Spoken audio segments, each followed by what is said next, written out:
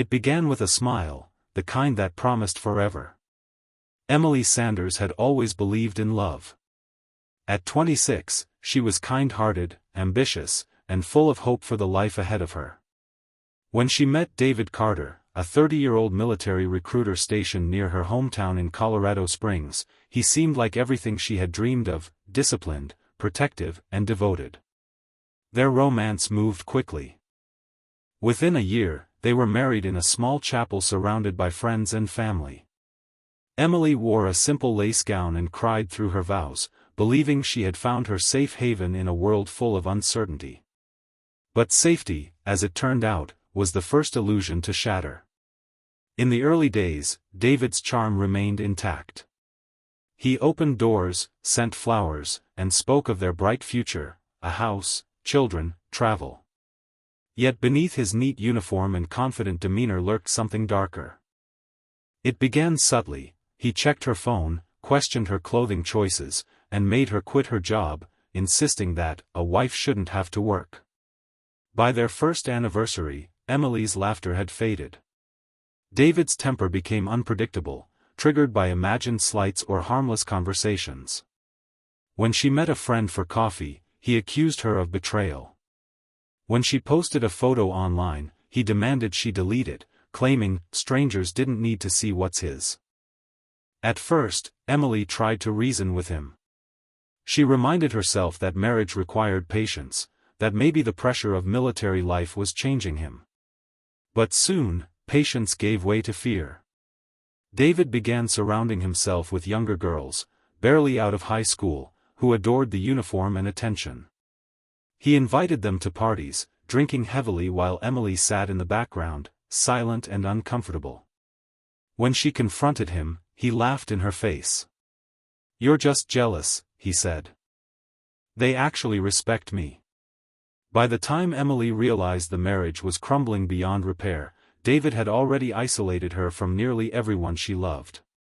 Her parents lived hours away, her best friends had stopped visiting, and her once warm home had turned into a cage of tension and quiet tears.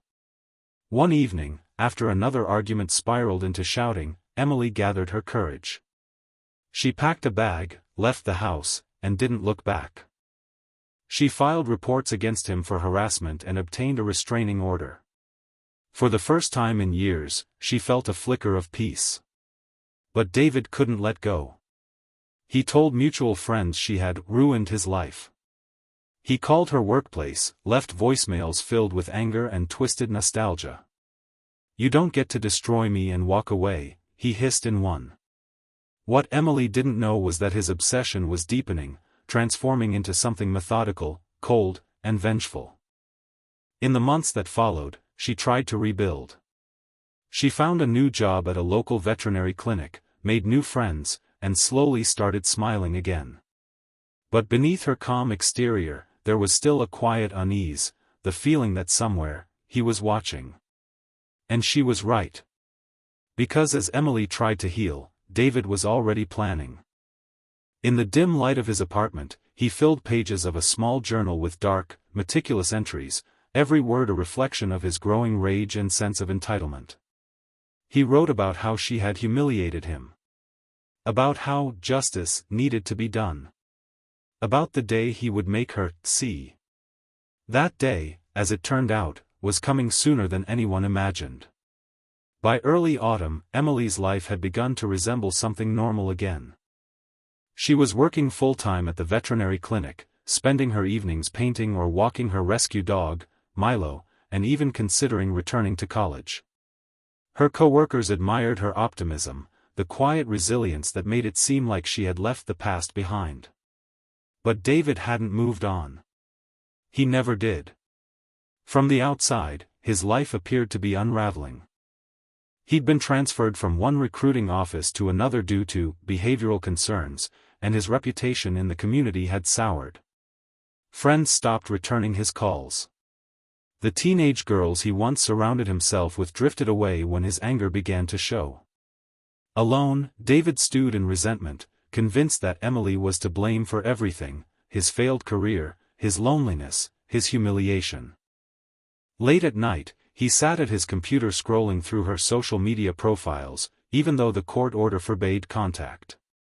He memorized her routines: when she clocked out from work, where she stopped for coffee, the roads she drove home.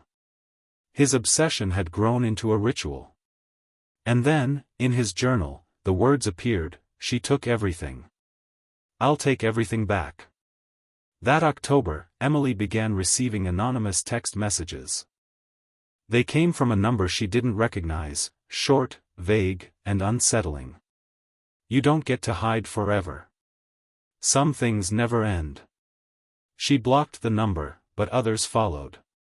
She reported it to police, who confirmed the messages couldn't be traced easily. Without proof, all they could do was document the incidents. Her friends urged her to move again, to leave Colorado Springs entirely. But Emily refused. "He's not going to run me out of my own life," she told them, her voice steady, though her hands trembled as she spoke.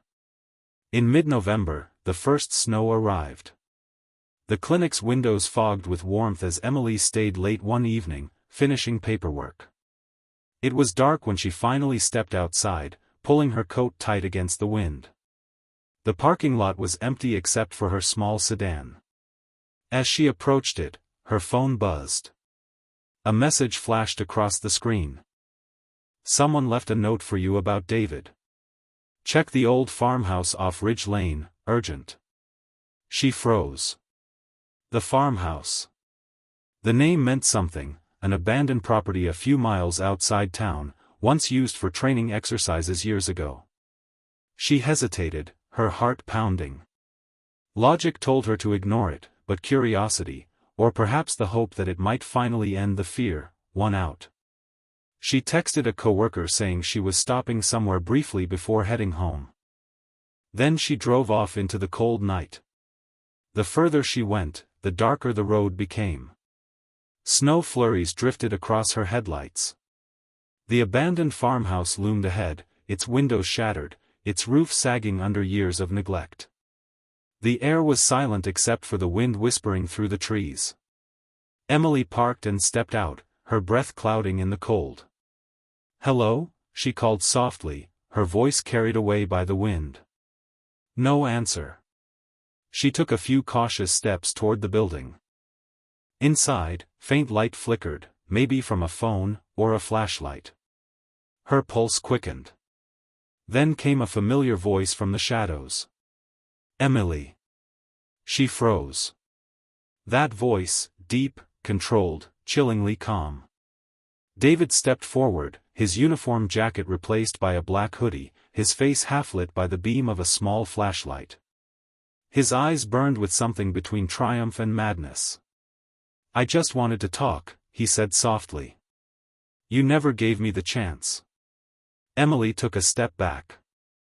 "You're violating the order," she whispered. "You need to leave. Now." He smiled, not with warmth, but with contempt. "You think paper protects you? You destroyed me, Emily. You lied about me. You made everyone turn against me."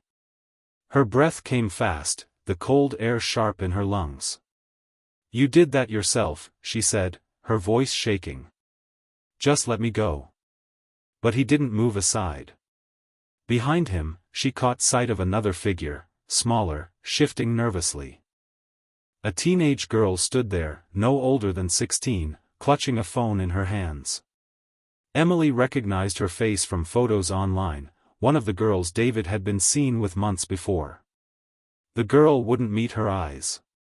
She whispered, "I'm sorry," almost inaudibly. Emily turned to run. That was the last thing she ever had the chance to do.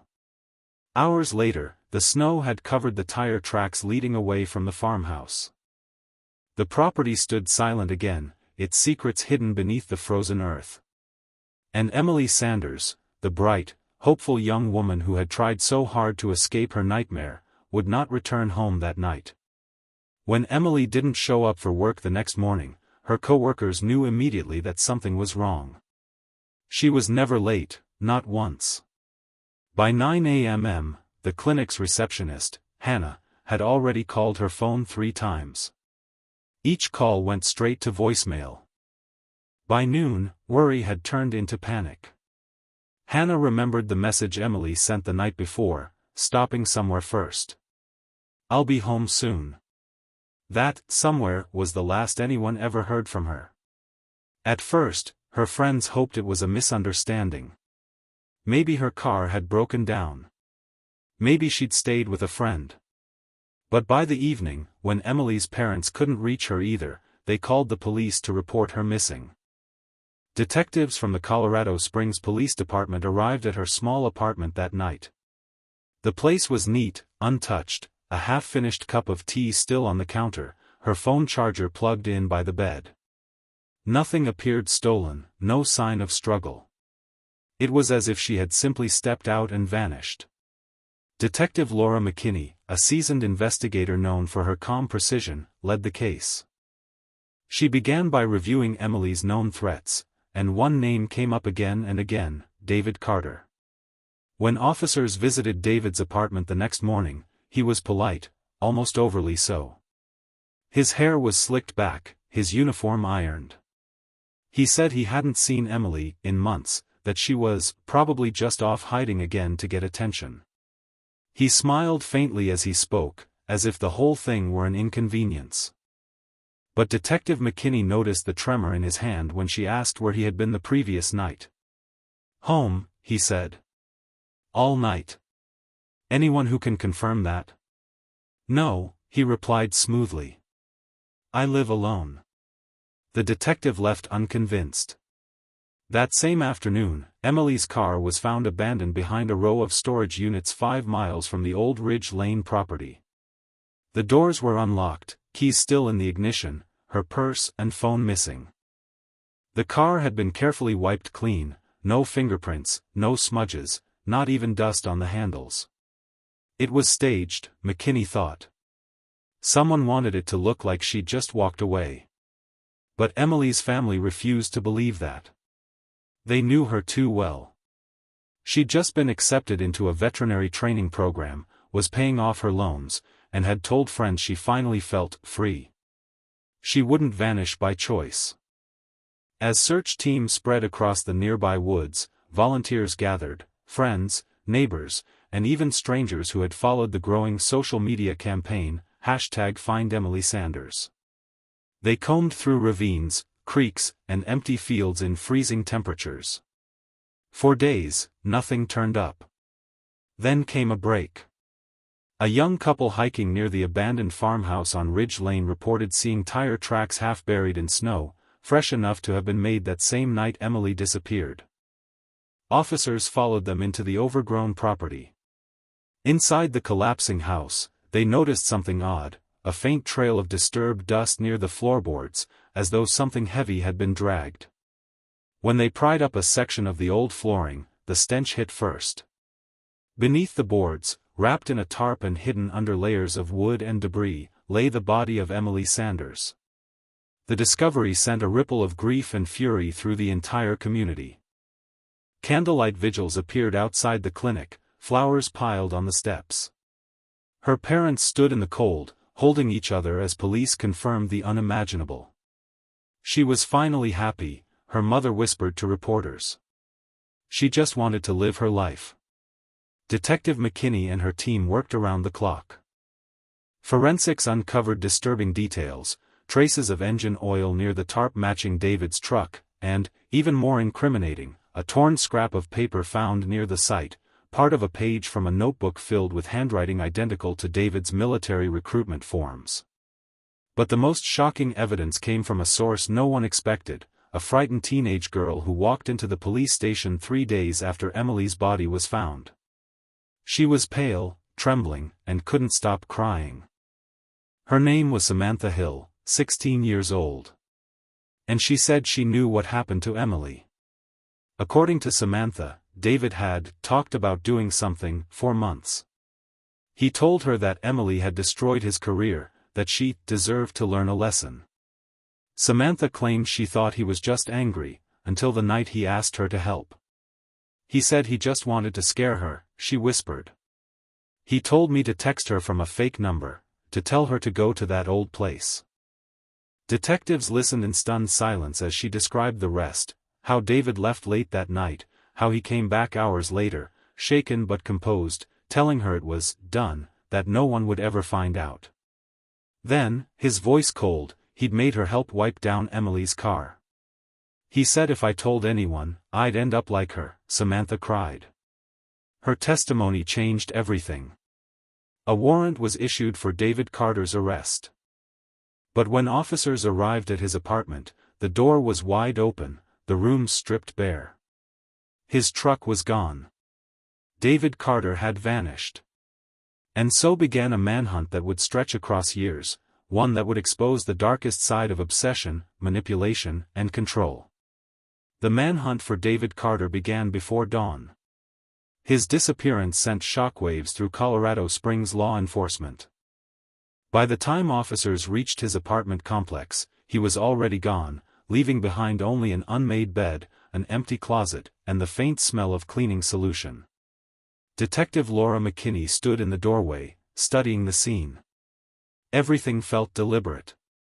"He's military," she muttered to a fellow officer. "He knows how to disappear." A county-wide alert went out within hours. His truck was later found at a bus terminal near Denver, abandoned just like Emily's car, spotless, fingerprints wiped. Surveillance footage from the station showed him wearing a baseball cap and dark jacket, boarding a bus headed south. Standing beside him was a teenage girl with a hood pulled tight over her head. It was Samantha Hill. The realization stunned investigators. Samantha, who had confessed her involvement and seemed remorseful, had vanished just hours before David did. Her note, left on her bed at home, read only one line: "I have to go with him. He needs me." For Emily's family, the news was devastating. They had barely buried their daughter before her killer vanished into thin air. Her father appeared at a press conference, his voice breaking as he pleaded, "Please, don't let him hurt anyone else. Don't let him get away with what he did to Emily." Over the next weeks, the trail grew cold. David had experience in tactical evasion, learned during his years as a recruiter and former field operative. He knew how to live off the grid, pay in cash, change vehicles, use false IDs. For months, he and Samantha managed to stay ahead of authorities. Witnesses occasionally spotted a man and a young girl traveling together under new names: Daniel and Sarah Cooper, Tom and Lily West. Each sighting led to another dead end. But Detective McKinney refused to let the case fade. Working with the U.S. Marshal Service, she built a timeline of David's movements, mapping every purchase, every possible stop. Each clue led further east: Kansas, Missouri, then Kentucky. He was always just far enough ahead to stay invisible. Meanwhile, Samantha's disappearance became its own tragedy.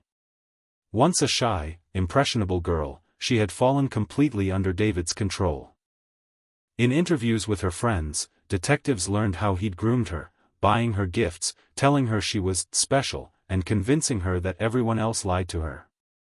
By the time Emily disappeared, Samantha believed he was the only person who truly cared for her. David used that devotion to his advantage. They moved from town to town, staying in cheap motels and remote rentals under fake names. When Samantha grew restless, he told her they were building a new life. He spoke of starting over, far from judgment, far from the corrupt system that had turned against him. But his paranoia grew.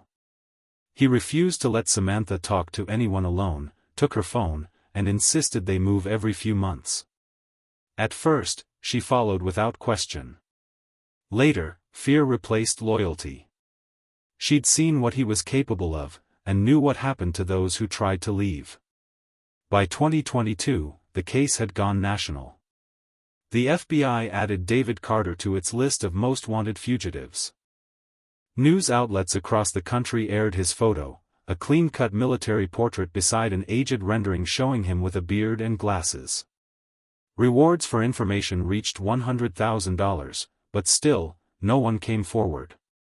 Every few months, a new lead surfaced: a gas receipt here, a witness there, always too late.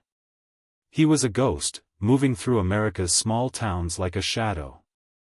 Meanwhile, Emily's parents refused to let her story fade. They appeared on television, in documentaries, and at victims' rights events, vowing to keep pressure on law enforcement. "He thinks time will protect him," Emily's mother said during one interview. "But time doesn't forget. And neither will we." Years passed. The case files thickened, but progress was painfully slow. Detective McKinney, now promoted to lieutenant, refused to close it. "He'll make a mistake," she told her team. "He always does. Men like him can't live quietly forever." Her prediction proved right. In 2028, nearly 6 years after Emily's murder, a quiet break finally came. An anonymous tip reached the FBI field office in Nashville. The caller, a woman who refused to give her name, said she recognized a man from a missing persons documentary. "He's living next door," she whispered. "Calls himself Dan Richards. He's got a fake license, and the girl with him, she looks terrified." Agents traced the call to a small Tennessee town near the Cumberland Plateau. The house was a faded blue rental surrounded by overgrown trees. The man living there paid cash for everything, rarely spoke to neighbors, and never allowed visitors inside. The description fit perfectly. A surveillance team set up across the street. 2 days later, as dawn lit the fog-shrouded street, the front door opened. A man stepped out carrying a bag of trash, older, heavier, but unmistakable. It was David Carter. Behind him, a thin young woman watched through the window, pale, withdrawn, and silent. Samantha. Within hours, the house was surrounded. Agents moved in quickly, shouting commands. David froze for a second, then tried to run out the back door. He didn't get far. Within moments, he was face down in the dirt, hands cuffed behind his back. Samantha emerged trembling, tears streaming down her face. "It's over," an agent told her softly. She nodded, not in relief, but disbelief. After 6 years of fear, control, and silence, she was finally free. For the first time since that terrible winter night, Emily Sanders' family received the call they had been waiting for. David Carter was in custody. When David Carter was finally brought back to Colorado Springs in handcuffs, the air around the courthouse seemed to shift. For 6 years, his name had been a shadow, a whisper that lingered in every conversation about unfinished justice. Now, he was real again, sitting in a courtroom under bright fluorescent lights, no longer the ghost who ran. He looked older, but not broken. His hair had turned gray at the temples, his once muscular frame softened by years on the run. Yet the same cold arrogance remained. When he was escorted past reporters shouting questions, he smiled faintly, the same unsettling smile that had once charmed his victims. The trial drew national attention. Cameras lined the courthouse steps, news anchors dissected every development, and the gallery filled with reporters, law students, and ordinary citizens who had followed Emily's story from the beginning. Her parents sat in the front row every day, their hands tightly clasped. They wanted to hear the truth, every word of it. Prosecutor Ellen Marks, a sharp and unflinching attorney, opened with a simple, devastating statement: "This is not a story about passion or jealousy. This is about control, a man who believed he owned another human being, and who decided that if he couldn't have her, no one would." Over the next several weeks, the jury heard a harrowing account of David's calculated cruelty. The prosecution presented forensic evidence, fibers from David's truck matching those found in the tarp around Emily's body, GPS data from an old tablet he'd tried to wipe, and, most chillingly, the journal recovered from his storage locker, pages filled with obsessive notes about Emily, including a detailed plan for the day she pays. Detective Laura McKinney took the stand, her voice steady as she described years of pursuit. "He didn't just disappear," she said. "He reinvented himself. Every name, every city, every lie, it was all part of his belief that he was smarter than the law." She paused. "But in the end, it was arrogance that brought him down. Then came the testimony everyone waited for, Samantha Hill. Now 22, Samantha walked into the courtroom looking fragile but determined. She had been living quietly under protection since David's arrest. The courtroom fell silent as she took her seat, glancing briefly toward Emily's parents before facing the jury. Her voice trembled at first. "He told me Emily ruined his life," she began. "He said she was a liar who destroyed his career. He made me believe we were helping him fix things. I didn't understand what that meant until it was too late." She described the months leading up to Emily's death, how David isolated her, fed her lies, and used her loyalty to manipulate her into sending that final text. When she realized he'd killed Emily, she tried to leave. "He said no one would believe me," she whispered. "He said I was part of it, too." The courtroom was still as she spoke. Some jurors wiped away tears. Even the judge seemed shaken. Defense attorney William Crane tried to discredit her testimony, suggesting Samantha was an unreliable witness motivated by guilt. But Samantha didn't falter. She described the night Emily was killed, the drive back afterward, and the chilling calm in David's voice when he said, "It's done. She won't hurt us anymore." The prosecution rested its case on those words, and on the overwhelming evidence of premeditation. They argued that David had planned the murder meticulously, using Samantha as bait and hiding Emily's body with military precision. The defense countered that David's mental state had deteriorated, painting him as a broken man consumed by loss. But the jury wasn't swayed. Every piece of evidence, every note, every cold, deliberate action told a different story, one of entitlement, not insanity. After 3 weeks of testimony and 2 days of deliberation, the jury returned. The courtroom went silent as the forepersons stood. On the charge of first-degree murder, we find the defendant, David Carter, guilty. A wave of emotion swept through the room. Emily's mother wept quietly, clutching a framed photo of her daughter. Her father exhaled for what felt like the first time in years. David sat motionless, jaw tight, eyes cold, no remorse, no reaction. The judge's voice echoed through the chamber, "You are sentenced to life in prison without the possibility of parole." As deputies led him away, David turned his head for one last look at the gallery. For a split second, his mask slipped, not into sorrow, but into fury, as though he still couldn't comprehend that his control was finally gone. Outside the courthouse, snow began to fall, just like the night Emily disappeared. Her parents stood together beneath the gray sky, speaking softly to reporters. "She finally got her justice," her mother said. "It took 6 years, but we never stopped fighting for her." Samantha Hill was granted probation for her cooperation. She later entered a rehabilitation program and began working with advocacy groups to help victims of manipulation and abuse. In interviews, she often said the same words, "I thought I was helping him. I didn't see that I was helping him destroy someone else, and myself." The verdict closed one of Colorado's most haunting chapters, but for those who had loved Emily, closure would never mean forgetting. In the months following the trial, Colorado Springs slowly began to breathe again. News vans disappeared from the courthouse steps, headlines faded from front pages, and the town returned to its daily rhythm. But for those who had lived through the nightmare, life would never be the same. Emily Sanders was laid to rest on a quiet hill overlooking the mountains she loved. Her parents visited often, bringing fresh flowers and sitting in silence as the wind rustled through the trees. Sometimes they would talk softly to her, about the seasons changing, about her dog Milo who now lived with them, about how the world still felt wrong without her laughter in it. "She finally has peace," her mother often said, though her voice carried both relief and sorrow.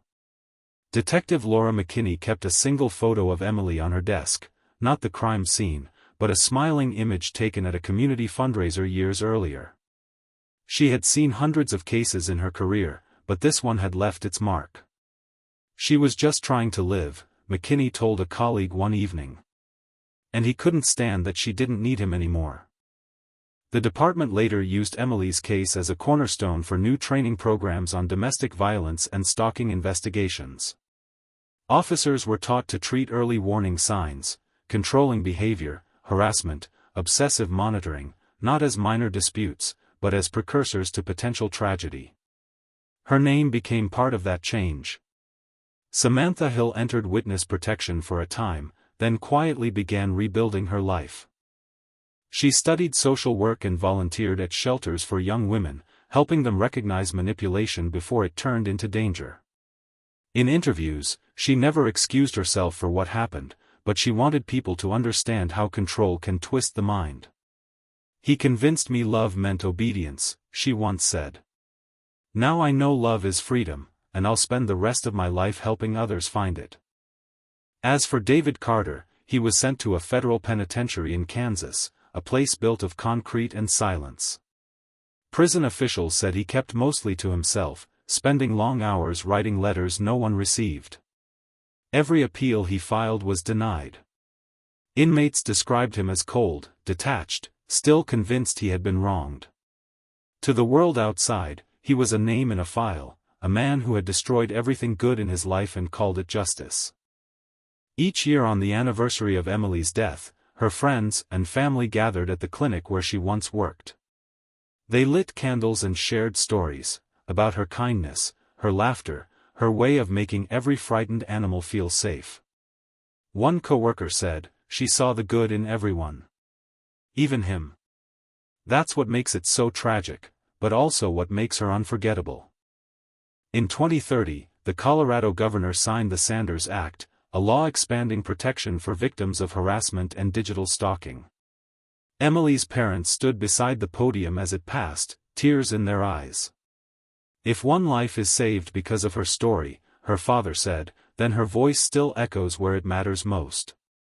Years later, when people spoke of the case, they no longer just told the story of her murder, they told the story of her courage. The courage to leave, to stand up, to rebuild, even when the odds were against her. The farmhouse on Ridge Lane has long since been torn down. Wild grass now covers the ground where tragedy once lived. But locals still drive by slowly, glancing toward the field as if paying silent respect to the woman whose life and death changed so many. In the end, Emily Sanders became more than a victim of obsession, she became a reminder of resilience. A symbol of how truth, though buried, always rises. And as the sun sets over the Colorado mountains each November, her family says the same words they've said every year since that terrible night. She isn't gone. She's finally free.